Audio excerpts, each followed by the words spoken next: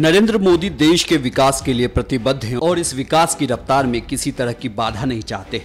नरेंद्र मोदी देश के पैसे की बचत के लिए क्रांतिकारी आइडिया पर काम कर रहे हैं। आइडिया ऐसा कि देश में चुनावी क्रांति आ जाए।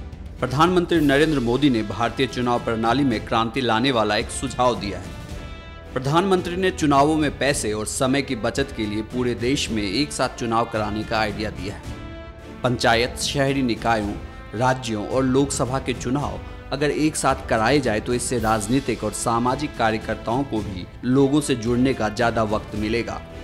प्रधानमंत्री ने हाल ही में बीजेपी की राष्ट्रीय कार्यकारिणी बैठक में बताया कि उन्होंने बजट सत्र से पहले सर्वदलीय बैठक में इस प्रस्ताव की चर्चा की थी। मोदी ने जब सर्वदलीय बैठक में यह आइडिया रखा तो ज्यादातर पार्टियों के नेता इससे सहमत थे। बीजेपी भी इसके पक्ष में है।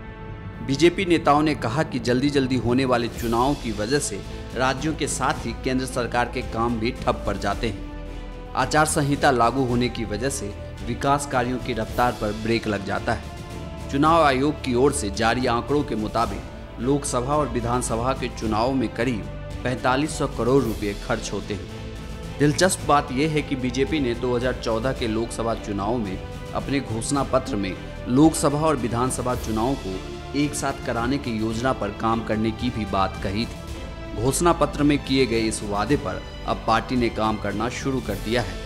ऐसे में इस आइडिया को अमली जामा पहनाया गया तो देश का एक बड़ा खर्च बच जाएगा जो किसी अन्य विकास कार्यों पर खर्च किया जा सकेगा।